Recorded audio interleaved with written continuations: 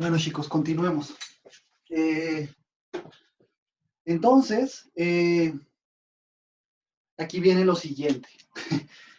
Podemos tomar un sistema de referencia anclado aquí pequeñito lo voy a hacer, al centro de la rueda B, y otro pequeño sistema de referencia anclado aquí al centro de la rueda A. Y podemos tomar un radio de la rueda, un radio material de la rueda, o sea, ahora sí que puntos materiales de la rueda que me unan el centro con el punto X1. Y de la misma manera, puedo agarrar un radio que me una de puntos materiales. Esto imagínense en el momento M1, no nomás me agarro al punto X material que estaba en la posición X1 y al punto Y material que estaba en la posición Y1, sino que me agarro todo el radio material de la rueda también que va desde el centro hasta ese punto, en el momento M1.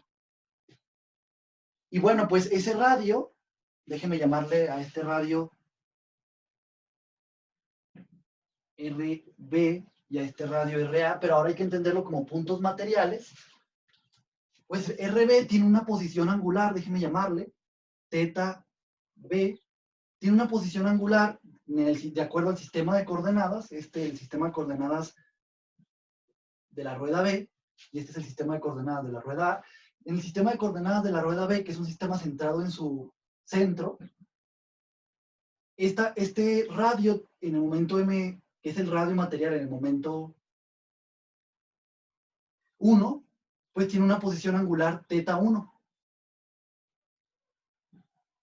Déjenme llamarle a esto en el momento 1, o sea, en el tiempo 0.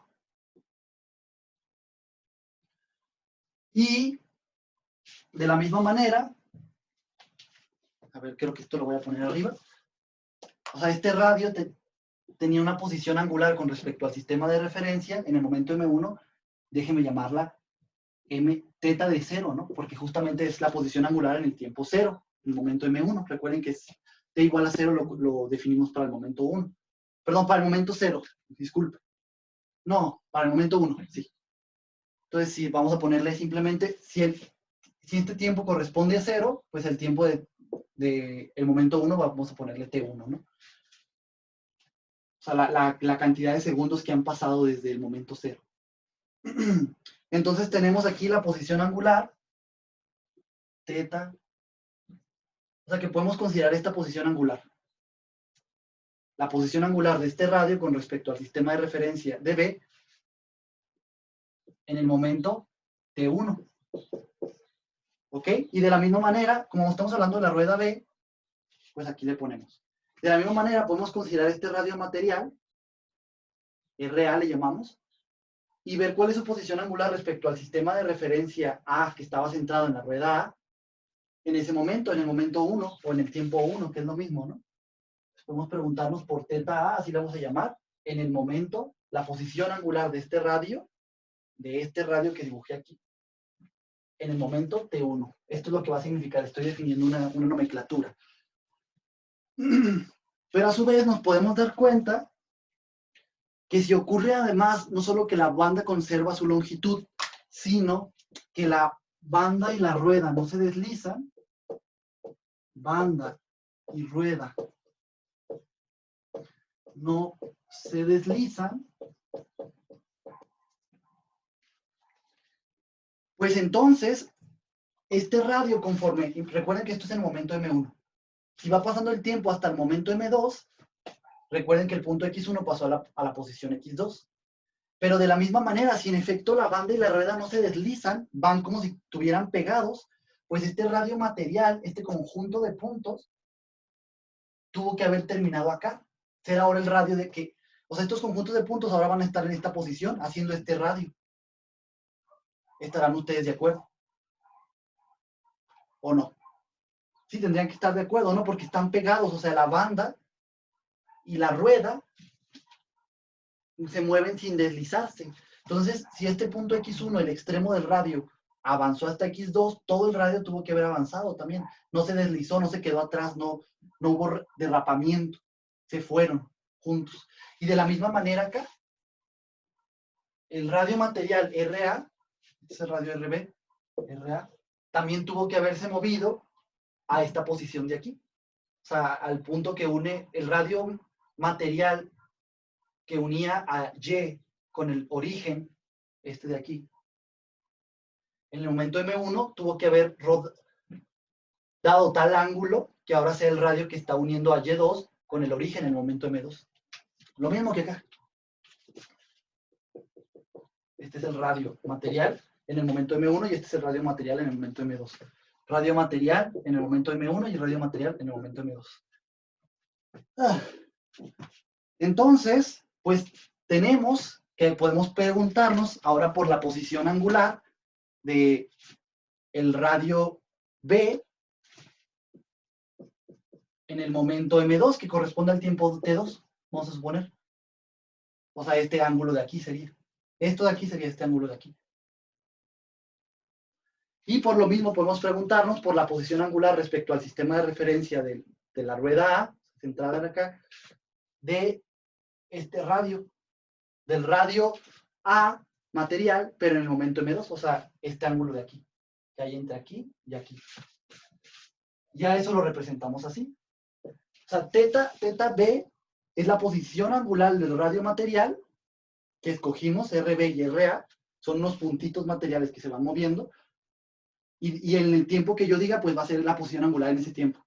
En T1 es este radio material, en qué posición angular estaba respecto al sistema coordenado este, en el tiempo T1. Y acá es en el tiempo T2. Sería este de acá. Espero me esté dando a entender. Entonces, esto simplemente es preguntarnos por la posición angular respecto al sistema de referencia B del radio material B, en el tiempo 1, en el tiempo 2.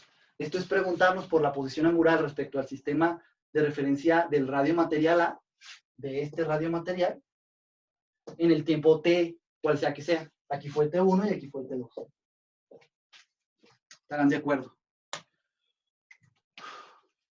Entonces, nosotros podemos darnos cuenta, suponiendo que estos radios, estos ángulos se miden, o sea, estos ángulos de aquí que miden a los radios materiales respecto al sistema de referencia B o A, se miden en radianes, nos podemos dar cuenta inmediatamente que teta B en el tiempo 2 por teta B, menos teta B en el tiempo T1, eso multiplicado por la longitud del radio de la rueda B, que le llamamos RB también.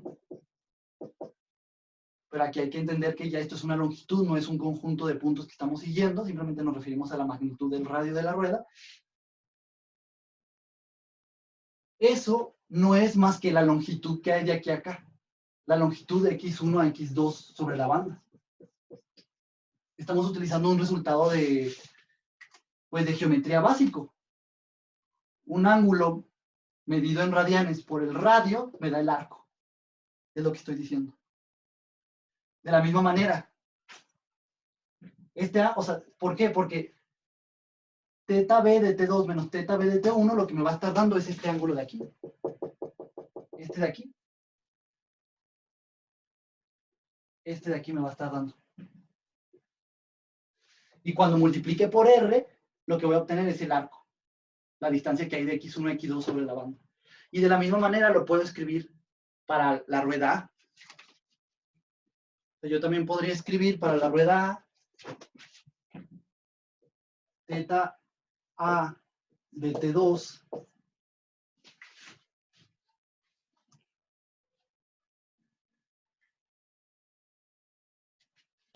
menos teta A de T1 por el radio de la rueda A como longitud, RA, pues eso me va a estar dando igual a la distancia que hay entre Y1 y Y2 sobre la banda. La distancia que hay en la banda entre los puntos Y1 y Y2. ¿Por qué? porque teta A de T2 menos teta A de T1, esta es la posición en T1 del radio, esta es la posición en T2 del radio. Cuando yo resto las dos posiciones angulares, lo que me da este ángulo. Y cuando multiplico por radio, suponiendo que estos ángulos se miden en radianes, cuando multiplico por el radio, lo que me da es este arco. Justamente, la distancia de Y1 a Y2. Si no se alcanza a leer, ahí dice la distancia de Y1 a Y2 con el arquito. Pero nosotros sabemos que estas dos cosas son iguales. La distancia que hay de X1 a X2 es lo mismo que la distancia que hay de Y1 a Y2 sobre la banda. Entonces, estas dos cantidades, esta de aquí y esta de aquí, por esa razón van a ser iguales. Entonces, ¿a qué conclusión estamos llegando finalmente? Debido a que la banda conserva su longitud, ya que la banda y la rueda no se deslizan mientras están en contacto, o sea, no derrapan, estamos concluyendo que tanto cambia la posición angular de un radiomaterial aquí de la rueda B entre el momento M1 y M2 está relacionado de cierta manera por qué tanto cambia la posición angular de aquí de un radiomaterial A, este de aquí, el radiomaterial A, entre el momento M1 y M2 de una cierta manera. O sea, los cambios de las posiciones angulares de este radiomaterial y de este radiomaterial que nos dice, porque como la rueda se mueve como un todo, nos dice cómo se está moviendo la rueda, están relacionadas porque estas dos cantidades tienen que ser iguales y están relacionadas por un factor multiplicativo. Entonces, viendo que esto y esto son iguales, estas dos, esta cosa y esta cosa son iguales, podemos concluir, déjenme borrar,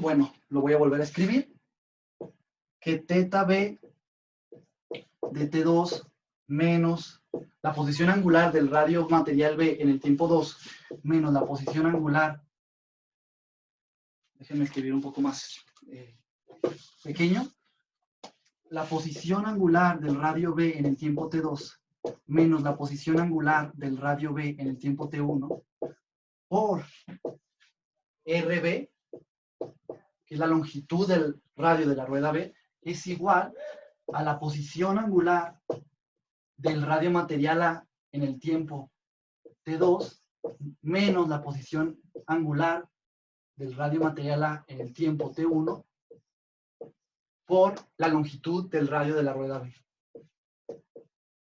De la rueda A, perdón. Estamos llegando a esta relación. Entonces, estamos obteniendo una relación entre qué tanto gira, esto es qué tanto giró el radio material de la rueda B, y esto es qué tanto giró angularmente el radio material de la rueda A en el mismo delta T de tiempo, en el mismo intervalo de tiempo, entre M1 y M2. M1 y M2. Recuerden que esto es posterior a M0, donde ya las cosas se están moviendo. Aquí estamos viendo este intervalo. El intervalo de tiempo que hay entre M1 y M2. Estamos estudiándolo. Entonces, ya que estas dos cosas son iguales, yo puedo sin problema dividir entre T2 menos T1. A esta ecuación a la que estamos dividido, llamémosle E6. Como sabemos, es una relación angular entre qué tanto gira la rueda B y la rueda A en el mismo intervalo de tiempo. Sí, es una relación entre sus giros, entre qué tanto se movieron, desplazaron angularmente la rueda B y la rueda A. Y fíjense cómo llegamos a ello solamente con estas dos condiciones. La banda conserva su longitud y la banda y la rueda no se deslizan mientras están pegadas. No hay derrapamiento. Entonces, ya esta ecuación de aquí arriba, yo la puedo dividir. De hecho, lo voy a hacer sin escribirlo y espero la hayan escrito porque es la relación más importante. A esta ecuación la voy a llamar E7, no la escribo. Bueno, puedo dividir de ambos lados entre el mismo número. ¿Qué número va a ser? T2 menos T1. Como es el mismo número, lo que sea la distancia, o sea, la cantidad de tiempo que haya pasado entre el momento 1 y el momento 2, o sea, T2 menos T1, T2 menos T1. Eso me da qué tanto tiempo pasó entre el momento 1 y el momento 2. Recuerden que esto, M1 ocurrió en un tiempo 1 y el M2 en un tiempo 2. Entonces, a ver, aquí un T1 y aquí un T2.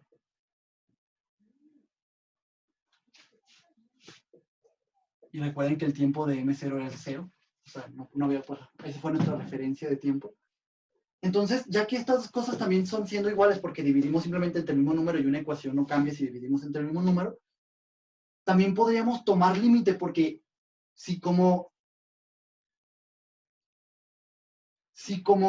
resultado total estas dos cosas están siendo iguales para cualquiera que sea el tiempo 2, recuerden que el tiempo 2 simplemente fue un tiempo, el momento 2 que corresponde al tiempo 2, siempre fue un momento poquito posterior a M1, en el cual el punto X seguía pegado a la rueda B y el punto Y seguía pegado a la rueda A.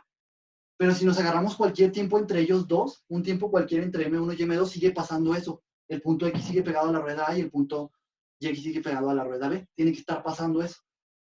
Entonces, nosotros podríamos agarrar límite de ambos lados y conservar la igualdad, porque de manera normal eran funciones iguales, por lo tanto el límite conforme T2 tiende a T1 de esta expresión va a ser lo mismo que el límite conforme T2 tiende a T1 de esta expresión. Déjenme llamarla a esta expresión de aquí. Déjenme llamarla, lo voy a llamar expresión B. Y a esta expresión de aquí le voy a llamar expresión A. Entonces, como expresión B y expresión A, que dependen de T2, supongamos que T1 lo dejamos fijo. T2, el tiempo 2, el momento 2 es el que vamos a acercar a T1. Vamos a hacer cada vez más cercano al momento M1. M2 vamos a acercar cada vez más al momento M1. Como en cualquier tiempo T2, estas dos cosas eran iguales entre sí. Entonces sus límites conforme T2 tiende a T1 y T2 tiende a T1 acá, tienen que ser lo mismo, porque estas cosas son iguales entre sí. Por lo tanto, los límites tienen que ser los mismos en caso de que hayan existido, y por supuesto vamos a suponer que existieron. Estos dos límites van a ser iguales. Pero nos podemos dar cuenta que el límite, conforme T2 tiende a T1, de esta expresión de aquí, pues no es más que la velocidad angular de la rueda B por RB. O sea, cuando yo agarro el límite conforme T2 tiende a T1 de esto se va a 0, esto también se va a ir a 0, pero nosotros sabemos que esto no es más que la derivada de teta. B. Esto nos da la derivada de la posición angular del radio B con respecto al tiempo. Este límite no es más que igual a esto que estoy escribiendo aquí por RB, que es una constante que estaba ahí multiplicando a la expresión, dentro de la expresión. Este límite no es más que esto de acá. Y este límite de acá no sería más que el límite, perdón, no sería más que, o sea, el límite conforme T2 tiende a T1 de toda esta expresión, podemos aplicarlo solamente a este factor, dejar la RA como constante, la sacamos del límite porque es una constante, y lo que obtenemos aquí no es más que la derivada de la posición angular del radio A en el momento T1. Esto es en el momento T1, perdón. Es la derivada del momento T1 aparte.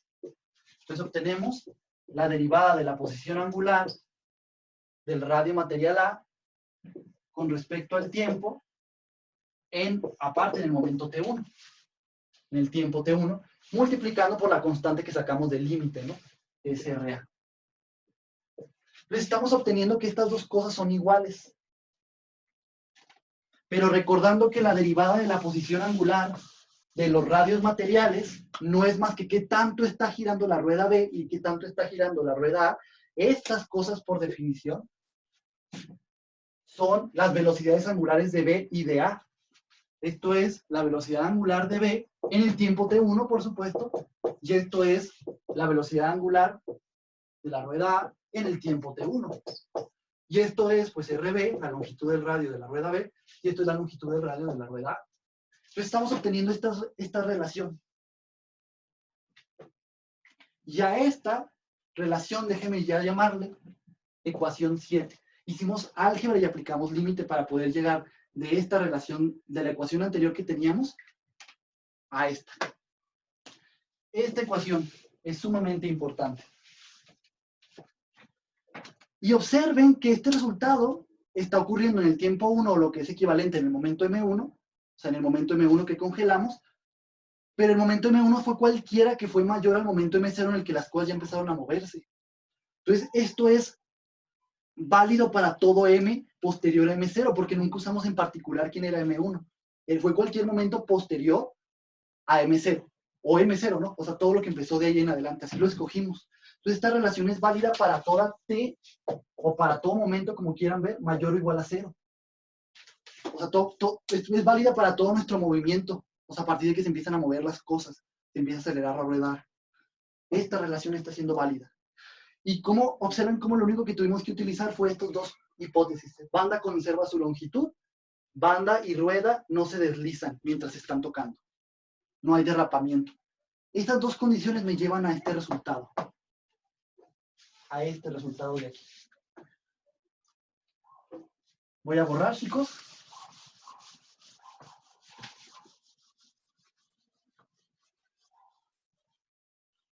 Finalmente, quiero que se den cuenta que este resultado de aquí, la ecuación 7, creo que voy bien, no creo que haya enumerado mal, pero bueno, este resultado de aquí que estoy demarcando, lo puedo volver a derivar. Bueno, como ya puse para toda T, déjenme quitarle aquí el T1, porque T1 fue arbitrario, recuerden, entonces fue para todo, en el fondo, no importó quién fue. Entonces, este resultado de aquí, chicos,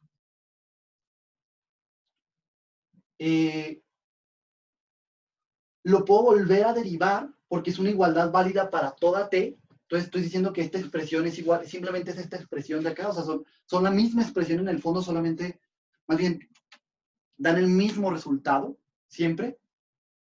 Yo voy a evaluar la velocidad angular de B en cualquier tiempo mayor a 0 y la multiplico por RB, y el número que me da es lo mismo que ir a evaluar la velocidad angular de A en cualquier tiempo, en el mismo tiempo T, y multiplicar por RA.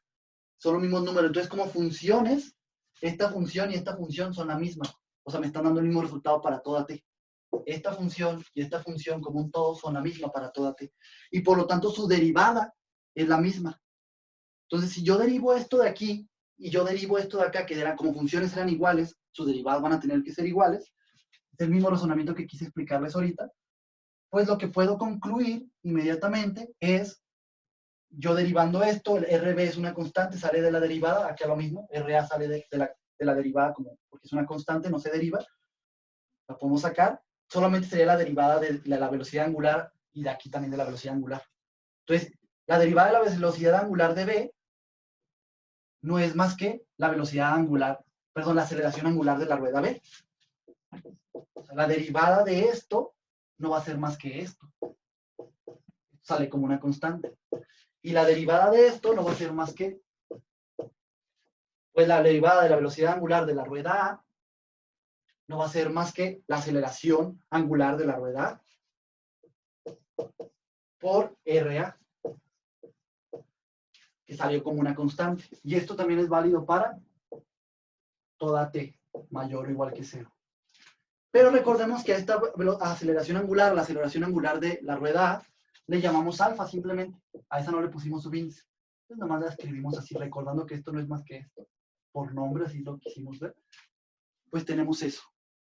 Entonces, finalmente podemos encontrar una relación angular, una relación, lo que nos pedíamos. Queríamos esto.